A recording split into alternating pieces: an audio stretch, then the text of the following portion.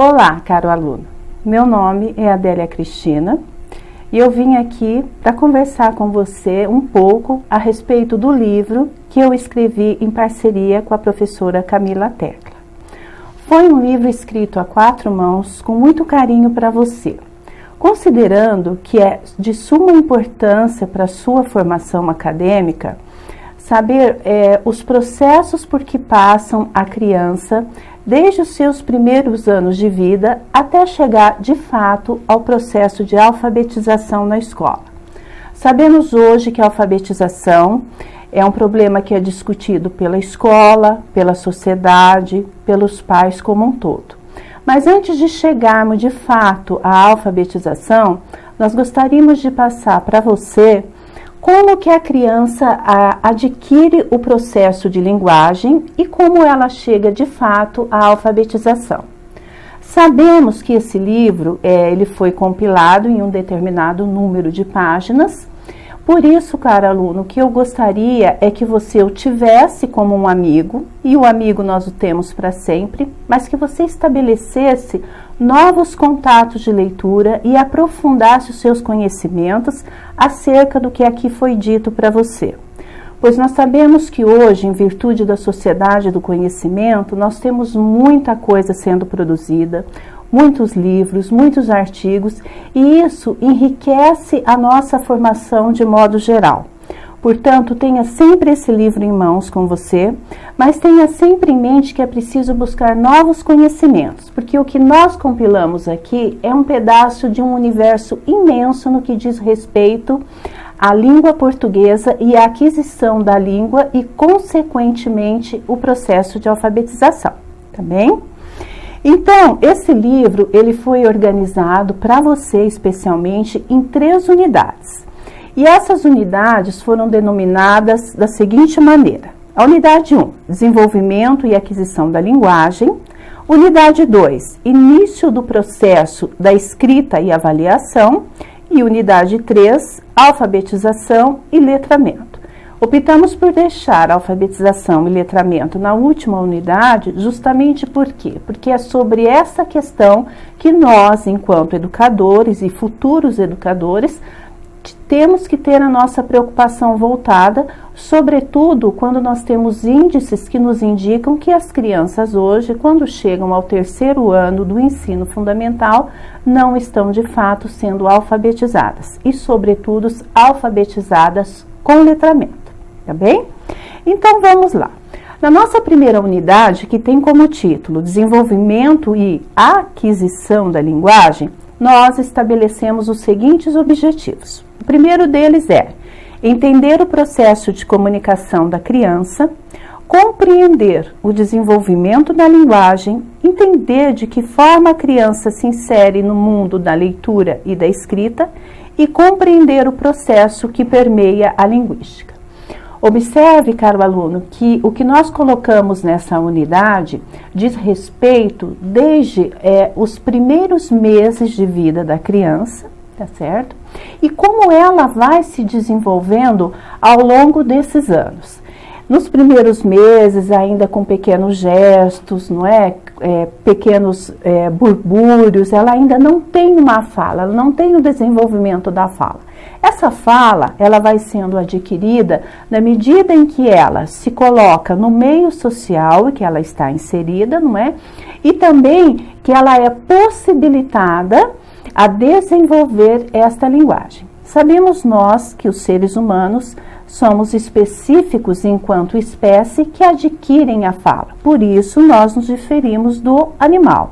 Os animais, eles não têm a fala como nós. Então, é isso que estabelece toda a nossa sociedade, toda a nossa formação e, por consequência, todo o nosso desenvolvimento humano. As autoras que nós convidamos para dialogar conosco, que são a Teberoski, Emília Ferreiro, elas têm uma preocupação significativa, sobretudo com relação ao desenvolvimento da criança, tanto da fala quanto da escrita. E é claro que quando nós pensamos no desenvolvimento da fala e no desenvolvimento da escrita, subsidiadas por essas autoras, nós sabemos que essas crianças passam por algumas fases. Essas fases, elas estão descritas para você no seu livro. Gostaria que você se atentasse a elas, porque elas são de suma importância para perceber que as crianças, elas têm um desenvolvimento específico. E cabe a nós, professores, entendermos que esse desenvolvimento e também o conhecimento dessas fases é de suma importância para poder entender o processo dessa criança quando ela vai, por exemplo, começar a fazer os seus primeiros rabiscos, não é? Que de fato não são rabiscos, nós chamamos de garatujas, que é o primeiro contato que a criança tem com o papel, com o lápis, e que ela começa então a se planejar e a dar início para o processo de fato da língua escrita, tá certo? No desenvolvimento e aquisição da linguagem, nós dizemos o seguinte, que o próximo passo para a aquisição da leitura escrita, por meio de levantamento de hipóteses, então assim, as crianças levantam hipóteses, elas ainda não têm um conhecimento específico, elas vão criando e à medida em que elas vão sendo disponibilizadas para esse processo, e por isso que a escola é tão importante, e agora as crianças elas devem ser matriculadas a partir dos 4 anos, é na escola em que ela tem a oportunidade de desenvolver essas hipóteses de forma mais intencional. Por isso que nós, educadores, temos tanta responsabilidade com essas crianças. Ora, professora, mas a criança não se desenvolve fora do contexto escolar? Sim, se desenvolve. Mas na escola, sobretudo pela mediação do professor, pelo aquele parceiro mais experiente, é que ela vai ter a possibilidade sistematizada e organizada de promover esse desenvolvimento. Então, a Teberoski e a Colomer, que são uma das nossas parceiras teóricas para fundamentar esse livro, nos dizem que para que a criança se aproprie das funções da leitura e da escrita, ela tem que interagir com o material escrito, levantar hipóteses, construir e reconstruir conceitos sobre a escrita. É extremamente importante quando nós falamos que a criança precisa de um ambiente todo organizado para que ela possa desenvolver essas habilidades e competências também, para que ela possa desenvolver o seu processo de leitura e de escrita. Por isso que é tão importante, quando nós falamos nas crianças, e a Teresa, a Colomer e a Teberoski, tem essa responsabilidade de dizer o quanto é importante a leitura para as crianças já nos primeiros anos de vida, não é? Então, quando nós lemos para a criança em voz alta, quando nós mostramos as figuras dos livros, as crianças já vão sendo inseridas neste processo de escrita. Por isso a participação dos pais também é importante. Antes que ele chegue, essa criança chegue de fato à escola. Então a escola ela só vem acrescentar e contribuir para que esse processo seja de fato efetivado e seja gradativamente inserido no mundo da criança até o momento em que ela começa a escrever as pequenas letras e dá início então ao seu processo de alfabetização. No que diz respeito às variações linguísticas, nós temos 5 questões que precisam ser minimamente colocadas para que vocês entendam o desenvolvimento da criança. Essas variações, elas são nomeadas de fonética, que estuda todos os sons que são produzidos ou possíveis de produzir no aparelho fonador humano. No seu livro, você tem uma imagem que traduz um pouco do que seja esse aparelho fonador. O que isso significa? Significa que se a criança tiver esse aparelho íntegro, ela terá todas as condições para emitir sons. E isso já é um prenúncio, um anúncio de que ela tem pleno desenvolvimento para que ela atinja, então, o processo de desenvolvimento da língua e, posteriormente, da língua escrita. A fonologia estuda o valor funcional que o som tem na língua. Então, todo som, ele tem um valor. E é por isso que não se pode desprezar, no momento da alfabetização também, o som para a criança. A criança, muitas vezes, ela aprende pelo som da letra. Nós não podemos desconsiderar esse processo para o seu desenvolvimento da língua escrita e da língua falada também. a morfologia, que estuda o processo de formação das palavras, a sintaxe, que estuda a organização que as palavras ocupam nas frases, e a semântica, que estuda o significado das palavras.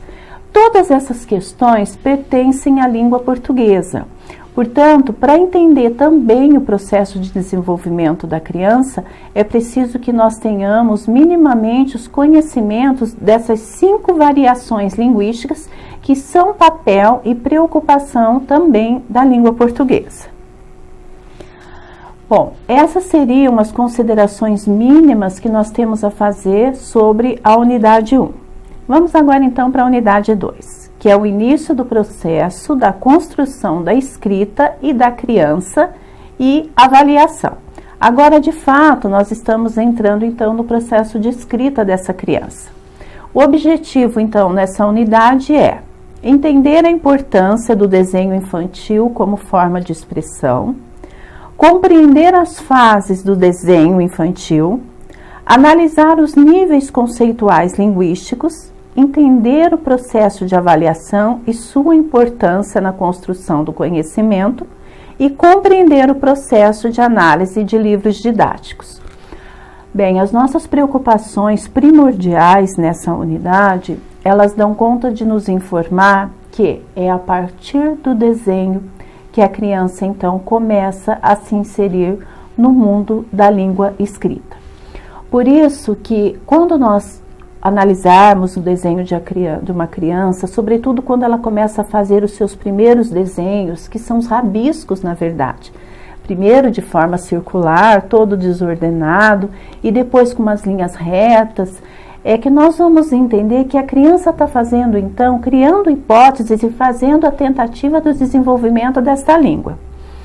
Por isso que não é oportuno e nem cabe aos professores dizer para a criança que aquele desenho dela é feio. Nós ainda vimos muito hoje isso na escola.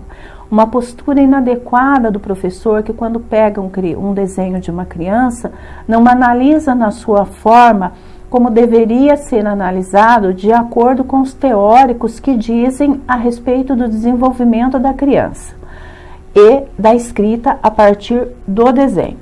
Lowenfeld é um autor clássico que fala sobre o desenvolvimento do desenho, a importância do desenho, a importância que o professor e a escola devem dar a essa criança e a esse desenho, para que ela possa então começar a construir o seu processo de aprendizagem e o seu processo de escrita. É claro que aparentemente parece que a criança está só fazendo meros rabiscos, mas é aí que entra a formação do professor. É aí que entra então a nossa responsabilidade de olhar para esses teóricos, de buscar uma fundamentação teórica que nos seja minimamente possível de entender esse processo da criança. Em qualquer teoria que vocês se apoiarem, nenhum deles, tenho certeza absoluta disso, nenhum deles vai desmerecer a importância do desenho para a aquisição da leitura da criança.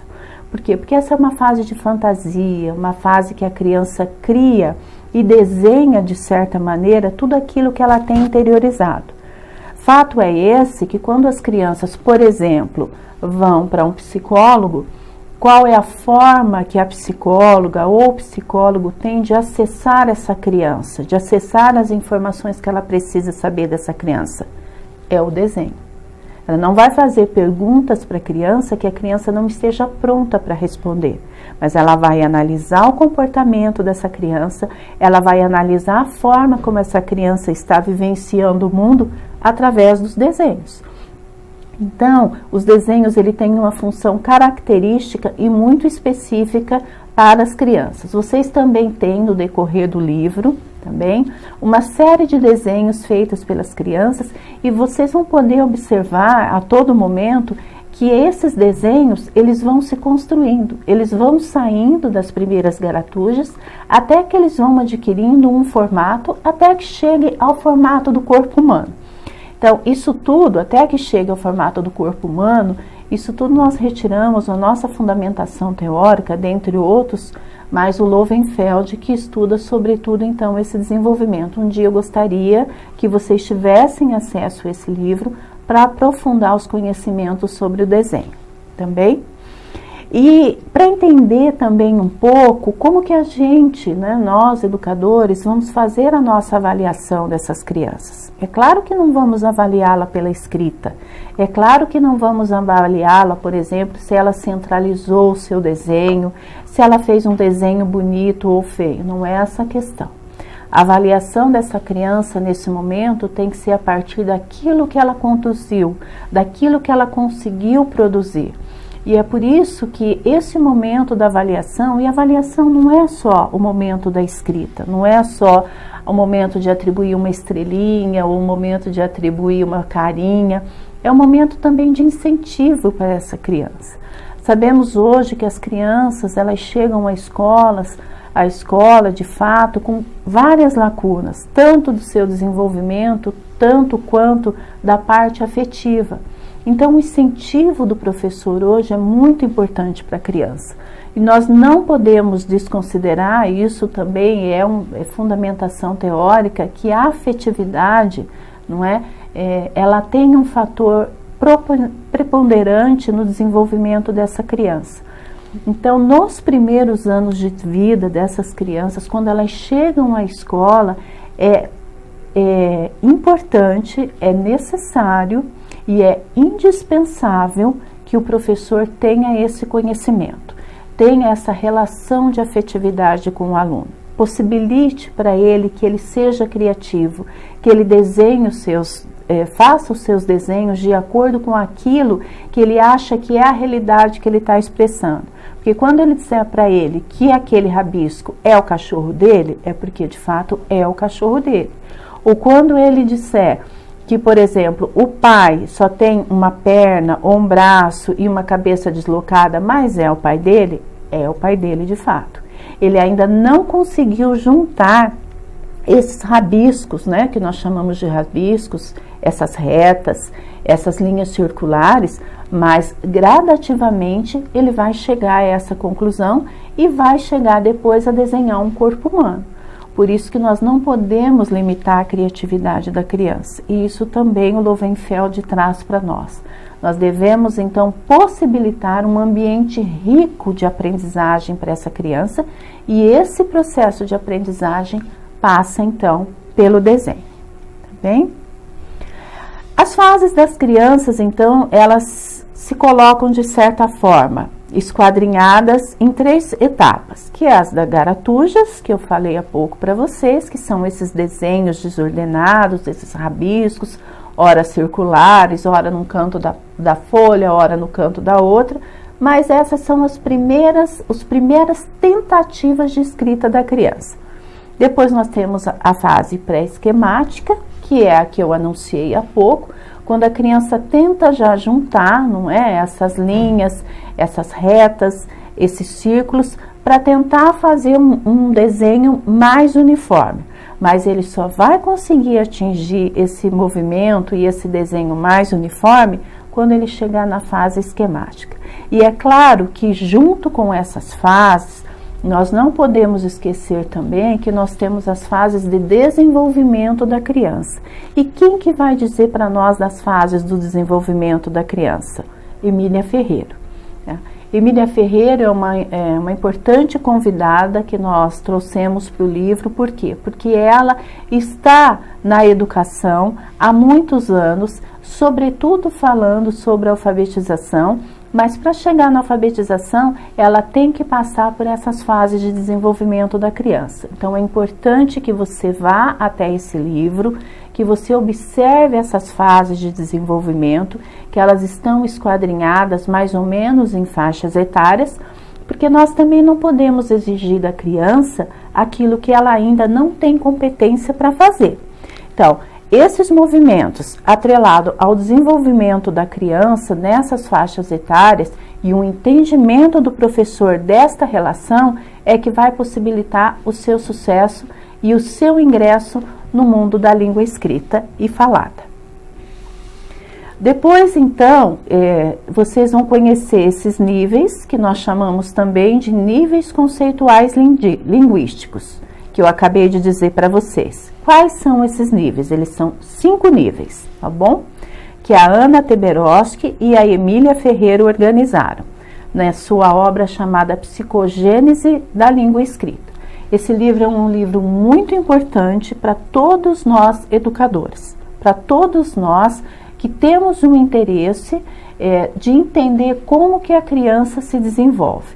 Então, estas autoras estabeleceram, através das suas pesquisas, 5 níveis linguísticos.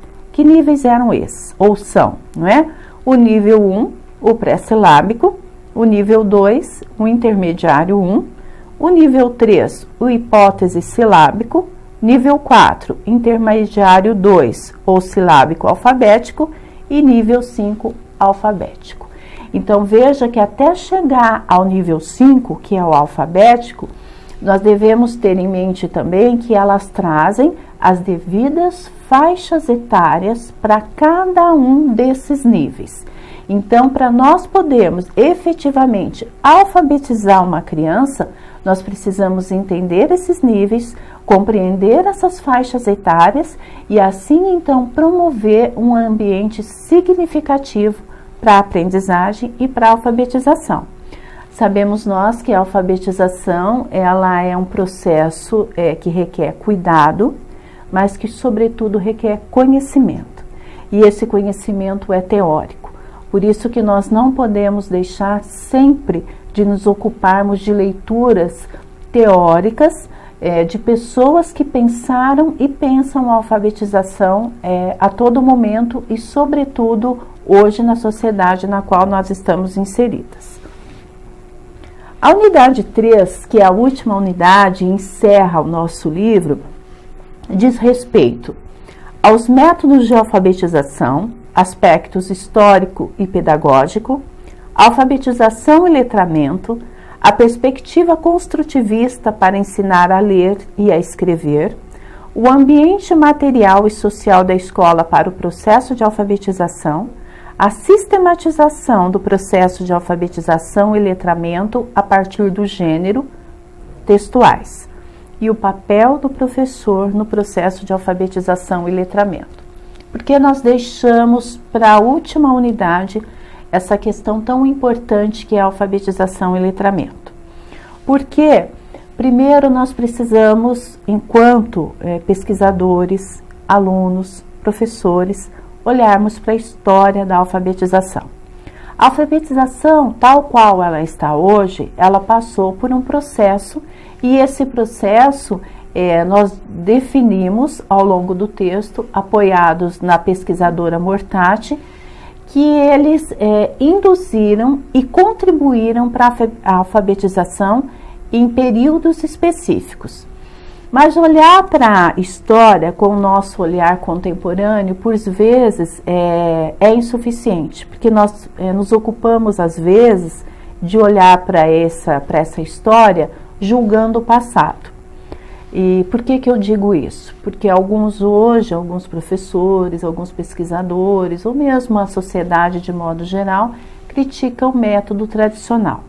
Eu acho que criticar não é suficiente no ponto de vista que nós devemos entender que em certo período histórico, esse método tradicional, ele teve um significado, ele teve um porquê.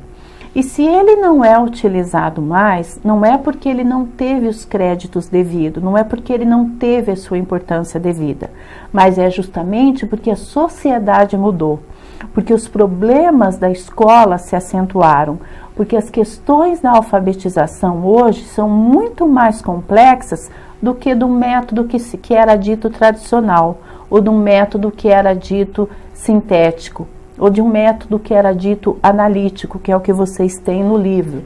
Então, nós precisamos olhar para a história minimamente para entender por que esses processos aconteceram e por que eles foram importantes para a sua época. Só que hoje, nessa sociedade do século XXI, e agora eu me apego muito a Magda Soares, nós não podemos mais alfabetizar essas crianças, não é? Nós temos um mundo de informações e de conhecimento que pedem, que solicitam que essa criança saiba sair da escola mais do que aprender a ler e escrever, ou seja, mais do que dominar os códigos linguísticos que são o passaporte inicial para essas crianças. É claro que nós temos que alfabetizá-las, mas nós temos que alfabetizá-las para elas darem sentido à vossa vida. Nós temos que alfabetizá-las para que elas cheguem ao mercado e saibam, por exemplo, fazer uma conta, não é? Para que elas saibam ler o rótulo de uma imagem, para que elas possam saber quanto custa, por exemplo, comprar uma bicicleta quando ela dá X de dinheiro e ela precisa de um troco. Então, é mais do que isso. Por isso que as nossas preocupações hoje se dão na seguinte frase: alfabetizar letrando. E como que eu alfabetizo letrando? Eu alfabetizo letrando oferecendo os mais variados gêneros textuais para as crianças. Mas o que são esses gêneros textuais? Esses gêneros textuais, eles são um simples bilhete, uma carta, uma receita culinária, uma embalagem de um mercado, um ticket de um cinema, um passaporte para ele ir num brinquedo. Então, são vários suportes que as crianças têm e vejam as nossas preocupações. Começa com um simples bilhete que ele pode entregar para um amigo chamando para uma festa de aniversário, onde ele vai ter que colocar a data, vai ter que colocar o nome do aluno, vai ter que colocar o endereço, não é? Então, assim, ele já vai se preparando para estar em contato com esse mundo, não é? Com esse mundo que hoje é letrado, com esse mundo que hoje é todo cheio de imagens. Por isso que é importante olharmos para os livros didáticos. Eu gostaria de deixar isso um recado para vocês, quando vocês tiverem oportunidade. Olhem para os livros didáticos, verifiquem se esses livros eles têm a preocupação de alfabetizar, mas também alfabetizar letrando, ou seja, se esses livros eles trazem esses gêneros textuais. Eu trouxe nessa unidade para vocês um poema que chama Letramento. O que é letramento? Bem? Então, nesse poema, o que é letramento, é possível entender um pouco de qual é a diferença, embora elas comunguem de alfabetização e letramento, mas que cada uma delas, tanto a alfabetização quanto o letramento, elas têm especificidades, mas elas precisam ser comungadas. Não basta mais hoje alfabetizar a criança num código linguístico. Não basta mais hoje levar uma atividade para a criança de cópia ou do ditado. Mas por quê? Porque não pode mais? Porque é proibido? Não, não é proibido, não é? Por isso que nós olhamos para a história. Mas qual é o ganho que essa criança vai ter copiando alguma coisa do quadro? O que eu espero dessa criança? Ao invés de dar uma cópia, promova uma discussão em grupo, peça para ela fazer recortes de jornais, selecionar alguns artigos que estão à venda, não é? Imaginar uma situação de compra e de venda, imaginar montar um mercadinho na sala de aula, não é? Em que as crianças tenham diversos objetos desse mercado, que coloquem preços, que um deles seja o caixa, que o outro vá comprar, entende? Porque daí ele vai, de fato, saber as questões da alfabetização e vai também estar inserido nesse mundo do letramento. Nós temos índices muito preocupantes no que diz respeito à alfabetização, por isso as nossas preocupações finais foram essas. Gostaria então de deixar um recado para vocês que ampliem a leitura do livro. Ele é um companheiro e vai ser sempre, mas procurem ampliar todas as questões que foram trazidas aqui para que possa então te ajudar e auxiliar nesse processo tão difícil, mas tão caro para todos nós professores, que é o desenvolvimento da criança e o seu processo de alfabetização. Espero ter compartilhado com vocês um pouco dos nossos conhecimentos e agradeço então a leitura e um bom proveito para o seu estudo. Obrigada, até mais. O que é letramento? Letramento não é um gancho em que se pendura cada som enunciado. Não é treinamento repetitivo de uma habilidade, nem um martelo quebrando blocos de gramática. Letramento é diversão, é leitura à luz de vela, ou lá fora, à luz do sol. São notícias sobre o presidente, o tempo, os artistas na TV. e mesmo Mônica e Cebolinha nos jornais de domingo. É uma receita de biscoito, uma lista de compras, recados colados na geladeira, um bilhete de amor, telegramas de parabéns e cartas de velhos amigos. É viajar para países desconhecidos sem deixar sua cama. É rir e chorar com personagens, heróis e grandes amigos. É um atlas do mundo, sinais de trânsito, caças ao tesouro, manuais, instruções, guias e orientações em bulas de remédios, para que você não fique perdido. Letramento é, sobretudo, um mapa do coração do homem, um mapa de quem você é e de tudo que pode ser.